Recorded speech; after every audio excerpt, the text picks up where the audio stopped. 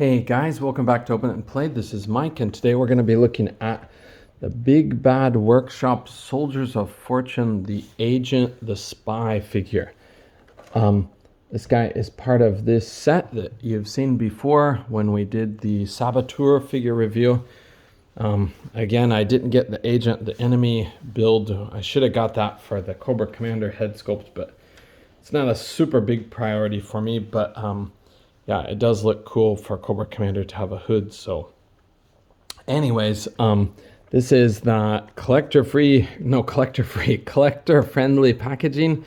So we're gonna open it up from the bottom just by sliding this out after pulling on these plastic tabs. Okay, and the back is just a plain cardboard back like that.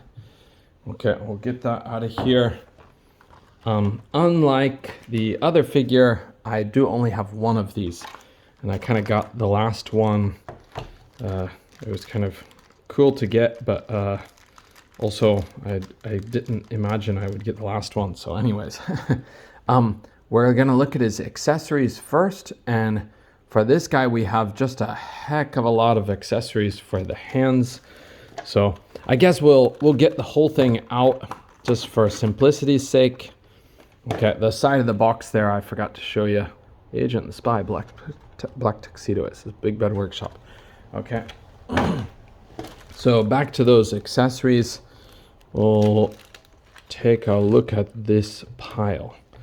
So first off, we do have a very small gun. I believe this is probably supposed to be, what is it called? A Walther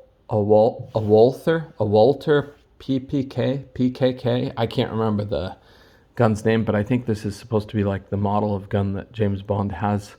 It looks like these Big Bad Workshop guys have a James Bond thing going on. They have a few things that are James Bond inspired. And then we also have these effects, one that's a little bit longer, and then one that's more of like a concentrated blast. And they should peg into the hole on the end of this gun, if you can see that. It is pretty small. Okay, we also have, thank goodness, a little smoking effect for the end of the gun. I think that might be more to my taste than the firing thing, but yeah, it does depend on your pose, of course. And speaking of smoking, we also have a couple of hands if you want to have the Caucasian hand or the African hand. I don't know what's the best word to say, but the white hand, the black hand, however you want to say it. But we have a couple of ethnicities represented, so that's kind of cool. Okay, and we also have some playing cards to do some gambling thing. We actually have a couple of different colors, so that's pretty neat that they're different, just slightly. Okay, and then looking at our hand sculpts. So out of the box, we have the black head on him and the white head separate, and then we have the black hands that are the trigger fingers. So we have the matching white trigger fingers. Oops, that's not it. Matching white trigger fingers, and I'll just knock the heck out of my camera here. So they look like that.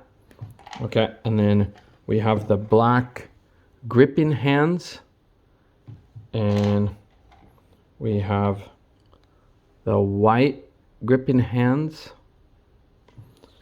and we have the black fists, and we've got the white fists. Sorry about hitting this thing a million times. Okay, all right, and moving on to other accessories. We do have a lot of accessories with this guy. Okay, so we have this little briefcase. It does open up, and right out of the box, I think it came with this little money part enclosed, which is pretty cool. It doesn't say like a country or anything. It just says 100, and they're sort of like green looking with blue and white straps on them to keep them in place. Of course, they're just printed plastic, but anyways, printed on the plastic. Okay, and then it does have those little details, a couple of pens, maybe a passport or something. Okay, and then we also have this little folder, classified. Now this guy's already got some wear and tear on him when I got him out of the box, but it's not a big deal.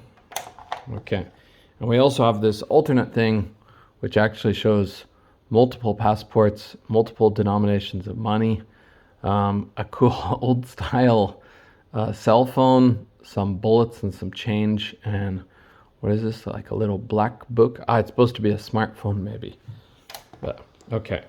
And last but not least, we also have a silencer for our gun. Okay. And you know what? I was wrong about last but not least. We still have our Soldiers of Fortune stand, and we still have our alternate head sculpt, which sort of looks Nick Fury inspired, or sort of like James Bond villain inspired maybe. But we have the guy with the eye patch. I think it's done pretty well. It looks like I have a little bit of a scuff of paint up here. If I can get this in close, you can see it's a little bit, oh, I lost my focus. It's a little bit of a yellow bit of paint here. I might be able to scratch that off. Okay, and the figure itself, let's get on to the figure itself because we're running out of time. I want these to be short enough.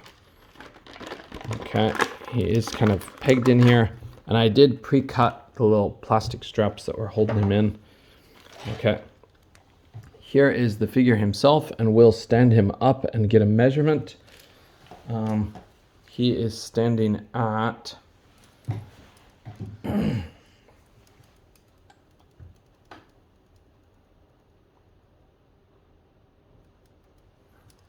okay, he's standing at, what we got here, just over 6¼ inches.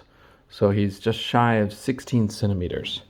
I think it's a pretty good height for like universal use. You can use it for many different figure lines, and it's a nice tuxedo body, something that surprisingly we haven't really had much of. And I wanted to show you a little bit about my plans for the figure, but first we'll run through the articulation. Okay, so this guy is on the hinge and ball peg for his head. You can look up that high, look down that low.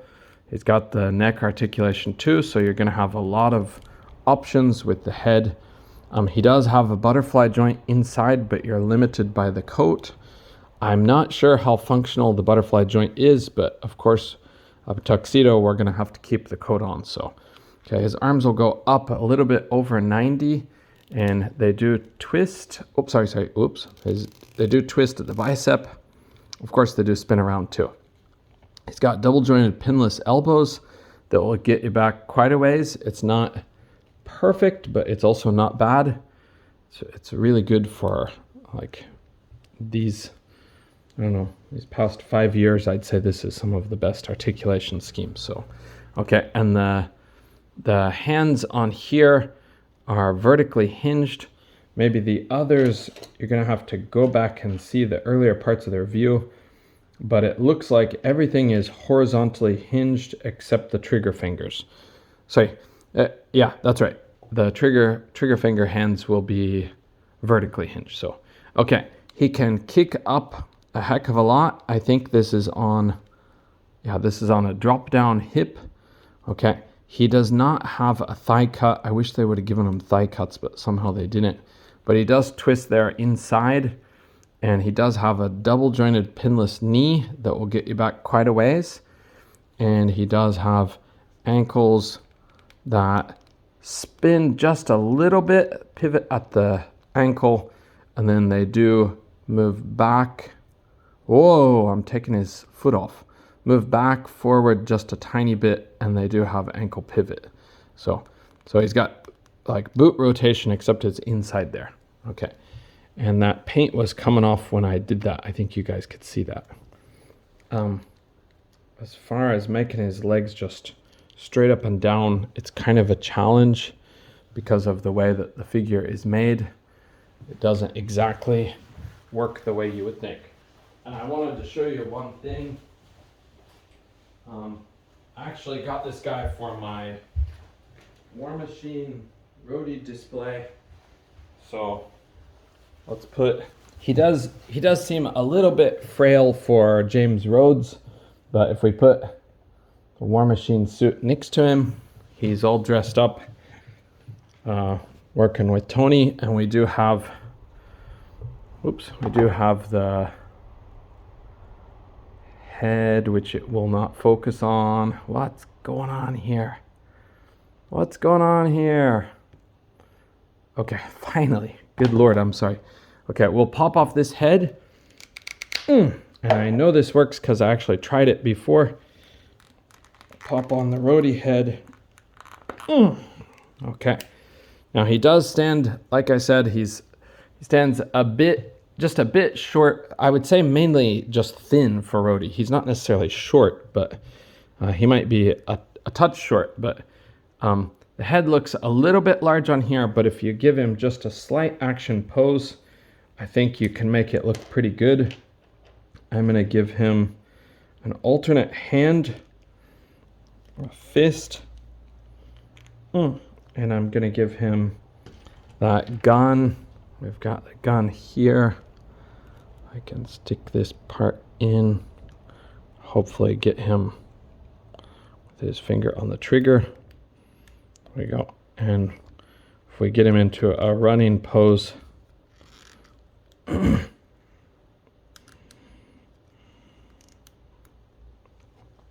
to me this is pretty sweet. I don't know, depends on everybody's taste, but to me this is pretty awesome to see.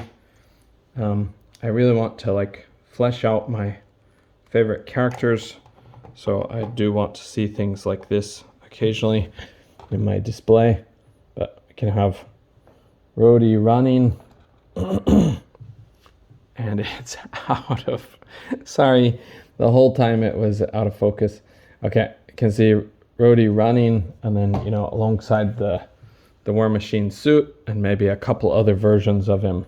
I also got actually the Doc G.I. Joe classified figure for its flight suit, so we can have roadie in his like first appearance where he's the helicopter pilot.